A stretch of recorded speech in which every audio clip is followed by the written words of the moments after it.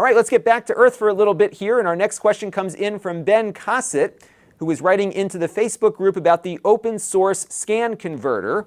This is a device that converts one type of video format into another. So if you've got a retro game console and you're outputting via RGB or S-card or something, it can convert that into HDMI, and it does so with very little to no latency. It's a very popular device in a specific set of communities, namely the retro gaming community, but also I think in the home theater community as well. And there are a number of companies that take this open source design and make a very high quality product that you can purchase if you're not able to build one of these yourself. And it is a very complicated device.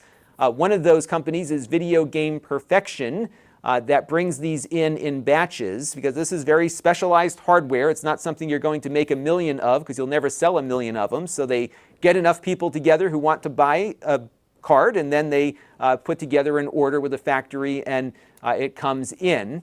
But what's happening is that there are now some bootleg devices, essentially, that are being made cheaply in China and getting dumped onto the market, which of course is concerning companies that are trying to build a high quality version of it. And you can check out this discussion on the video game site here for more information on what some of those problems are.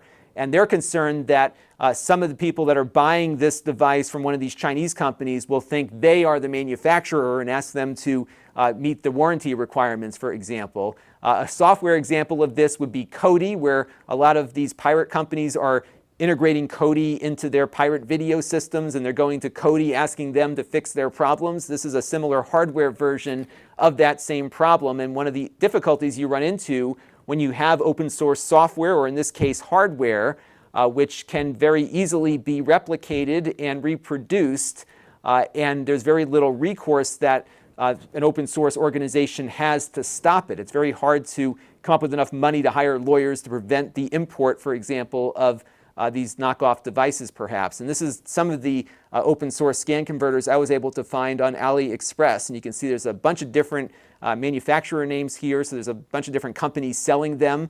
It's likely coming out of the same factory, but nonetheless, you can see just how many there are available to purchase and the price points on them, which I believe are much lower than what it would cost to get one of the higher quality ones. They might have a leg to stand on in regards to the manual, because apparently they are copying the manual, which is a copyrighted work, versus the open source scan converter itself. And what makes this difficult is that this is an open source project. The entire schematics here are available on GitHub. You can download it, and if you had a factory, you can make them yourself. And this is going to be something that will continue to be an issue, I think, in the niche hardware industry, especially for open source hardware projects, because it's not hard for a factory to find this stuff. They might have some downtime, and if they can cheaply put together something, they'll do it and dump it out on AliExpress, Amazon, and eBay, where there's a market for this stuff, and sell them. We're seeing a very similar issue with some of these Dreamcast optical drive replacements for the Sega Dreamcast system. It was a very simple design that somebody came up with for this, I think they call it the GD-EMU. And basically you replace your optical drive with a little board that has an SD card on it, and it allows you to use the SD card like your optical drive. It's a very cool device, but somebody in China managed to reproduce it and started selling the same thing for far less money, but with lower quality. And that's really the issue here. I'd love to hear from you on this one in our Q&A for you this week. What do you think about this? Obviously, it's maybe going to disincentivize groups that are building specific hardware from making their hardware open source.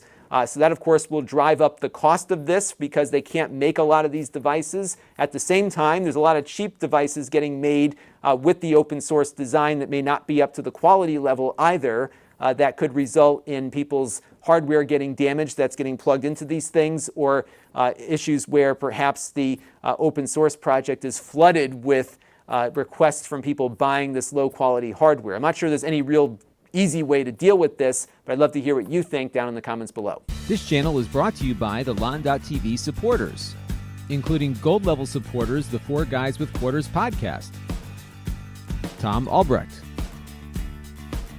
and Kalyan Kumar.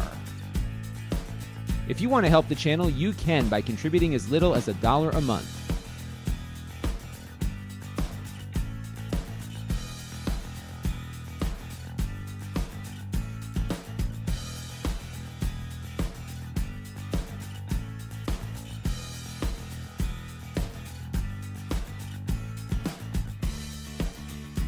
Head over to Lon.TV/support to learn more.